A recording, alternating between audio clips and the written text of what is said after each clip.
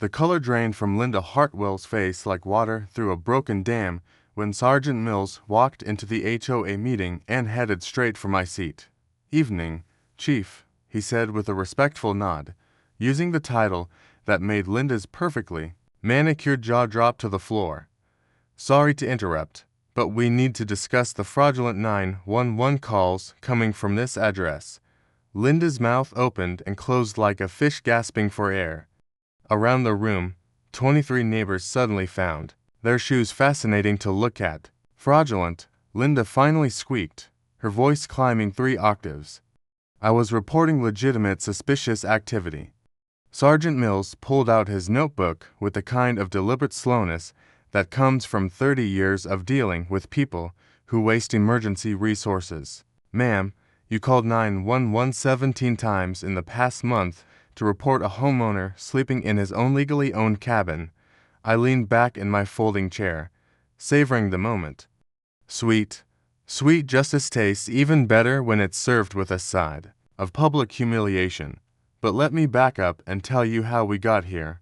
6 months ago, Linda Hartwell moved into Pine Ridge Estates like a hurricane wearing a string of pearls.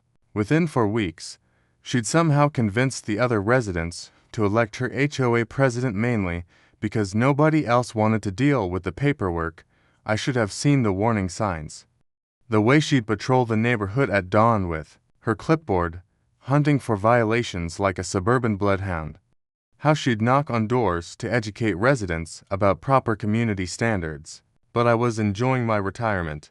After 35 years as the county's head emergency dispatcher, I'd earned the right to sleep in, drink coffee on my porch, and spend weekends at my cabin without dealing with anyone's drama.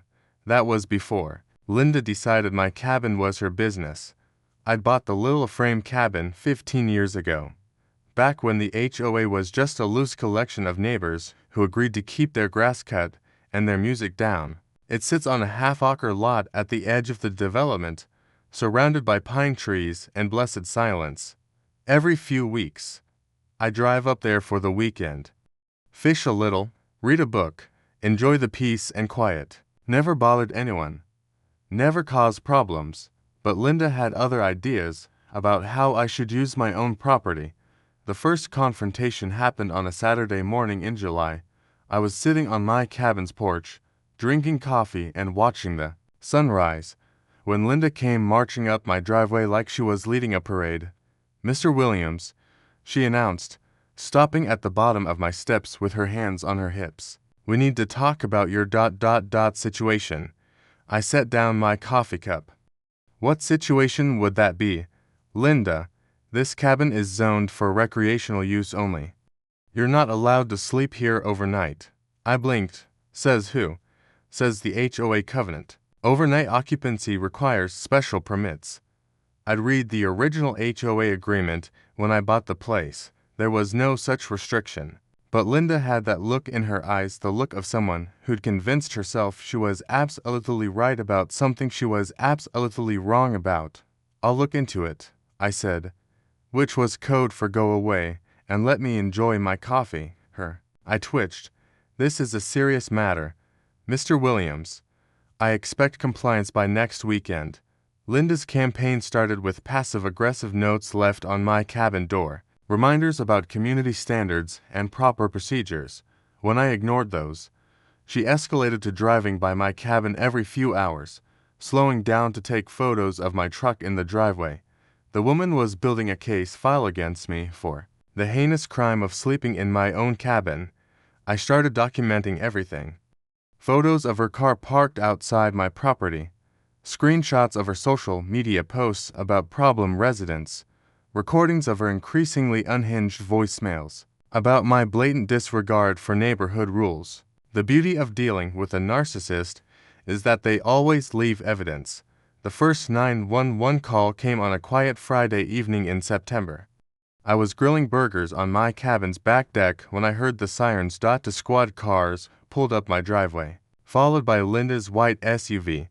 She jumped out like she'd just uncovered a major crime ring. "Officers," she called out, pointing at me like I was holding a weapon instead of a spatula. "That's him. That's the man who's been illegally occupying this structure.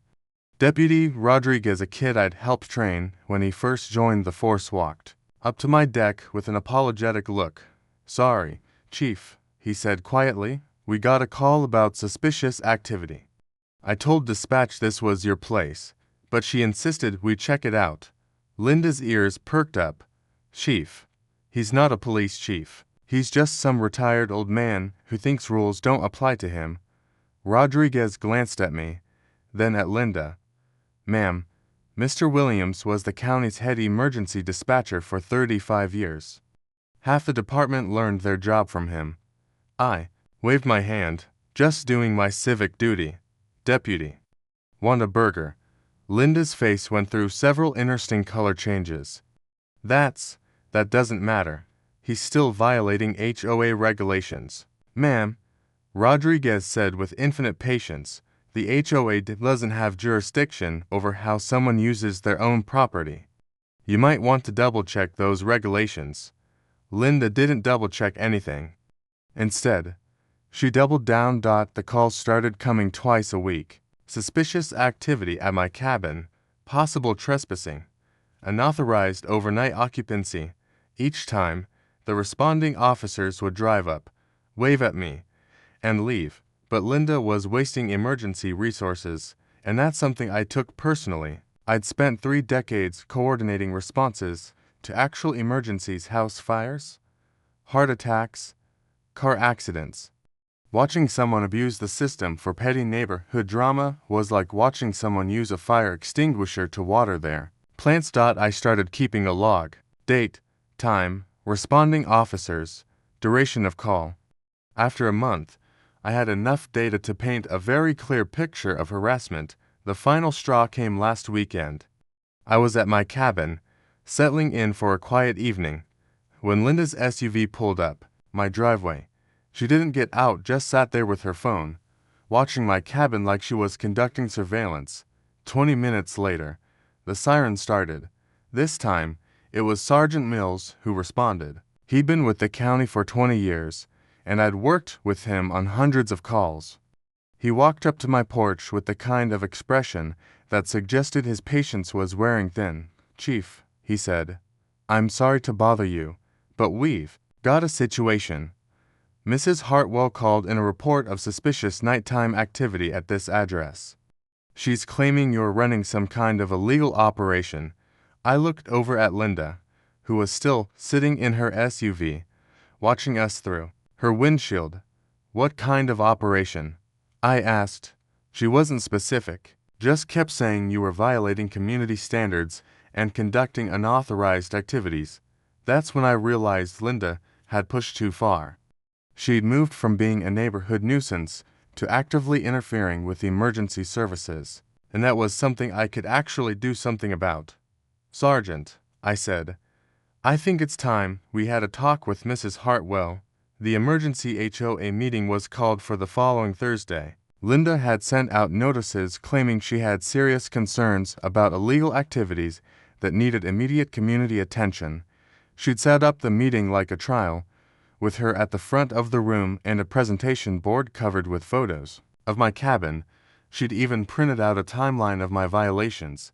"Ladies and gentlemen," she began, clicking her laser pointer like a prosecutor, "we have a serious problem in our community. Mr. Williams has been flagrantly violating our residential agreements by conducting unauthorized overnight occupancy of his recreational structure." She went on for 20 minutes, building her case with the theatrical flair of someone who'd watched too many legal dramas. Photos of my truck in the driveway, timestamps of my illegal activities, a pie chart showing the frequency of my violations. When she finished, she looked at me with triumph in her eyes. "Mr. Williams, how do you respond to these serious allegations?" I stood up slowly and pulled out a single piece of paper. "Linda," I said, "before we continue, I think everyone should know about this." It was a formal complaint I'd filed with the county about fraudulent emergency calls. Signed by the police chief, the fire chief, and the county attorney. "You've called 911 17 times in the past month," I continued, Reporting a homeowner sleeping in his own legally owned cabin. That's abuse of emergency services.